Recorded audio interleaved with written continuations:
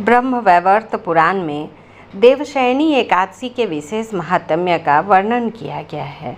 इस व्रत से प्राणी की समस्त मनोकामनाएं पूर्ण होती हैं। यह एकादशी आषाढ़ मास के कृष्ण पक्ष की एकादशी, जिसे योगिनी एकादशी कहते हैं, के बाद आती है। आषाढ़ मास के शुक्ल पक्ष की एकादशी को ही देवशयनी एकादशी कहा जाता है।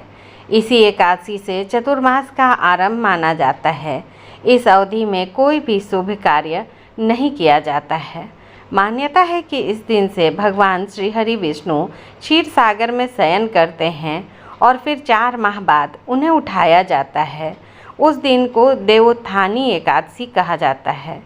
देवशयनी एकादशी व्रत कथा। धर्मराज युधिष्ठिर ने कहा, हे केशव, आषाढ़ शुक्ल एकादशी का क्या नाम है? इस व्रत के करने की विधि क्या है और किस देवता का पूजन किया जाता है? श्री कृष्ण कहने लगे कि हे युधिष्ठिर, जिस कथा को ब्रह्मा जी ने नारद जी से कहा था वही मैं तुमसे कहता हूँ। एक बार देवऋषि नारद जी ने ब्रह्मा जी से इस एकादशी के विषय में जानने की उत्सुकता प्रकट की। तब ब्रह्मा जी ने उन्हें बताया, सतयुग में मानधाता नामक एक चक्रवर्ती सम्राट राज्य करते थे। उनके राज्य में प्रजा बहुत सुखी थी, किंतु भविष्य में क्या हो जाए यह कोई नहीं जानता। अतः वे भी इस बात से अनभिज्ञ थे कि उनके राज्य में शीघ्र ही भयंकर अकाल पड़ने वाला है। उनके राज्य में पूरे 3 वर्ष तक वर्षा न होने के कारण भयंकर अकाल पड़ा। इस अकाल से चारों ओर त्राही त्राही मच गई।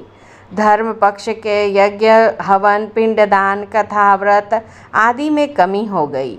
जब मुसीबत पड़ी तो धार्मिक कार्यों में प्राणी की रुचि कहाँ रह जाती है। प्रजा ने राजा के पास जाकर अपनी वेदना की दुहाई दी।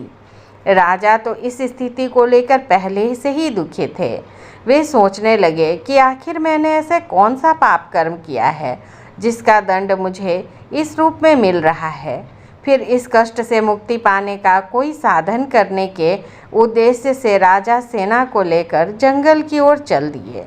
वहाँ विचरण करते करते एक दिन वे ब्रह्मा जी के पुत्र अंगिरा ऋषि के आश्रम में पहुँचे और उन्हें साष्टांग प्रणाम किया। ऋषिवर ने आशीर्वचनोपरांत कुशल क्षेम पूछा। फिर जंगल में विचरने व अपने आश्रम में आने का प्रयोजन जानना चाहा।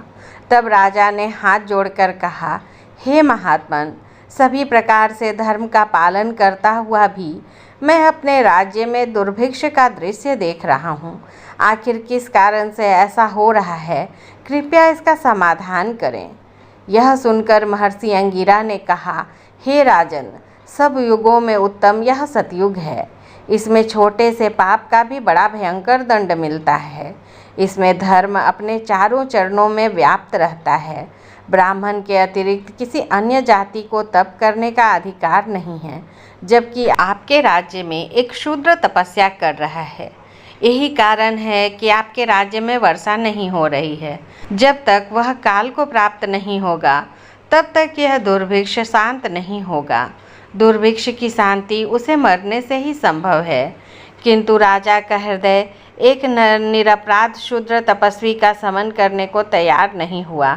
उन्होंने कहा, हे देव, मैं उस निरपराध को मार दूं, यह बात मेरा मन स्वीकार नहीं कर रहा है। कृपा करके आप कोई और उपाय बताएं। महर्षि अंगिरा ने बताया, आषाढ़ मास के शुक्ल पक्ष की एकादशी का व्रत करें। इस व्रत के प्रभाव से अवश्य ही वर्षा होगी। राजा अपने राज्य की राजधानी लौट आए और चारों वर्णों सहित पद्म एकादशी का विधि पूर्वक व्रत किया। व्रत के प्रभाव से उनके राज्य में मूसलाधार वर्षा हुई और पूरा राज्य धन धान्य से परिपूर्ण हो गया। ब्रह्म वैवर्त पुराण में देवशयनी एकादशी के विशेष महात्म्य का वर्णन किया गया है। इस व्रत से प्राणी की समस्त मनोकामनाएं पूर्ण होती हैं।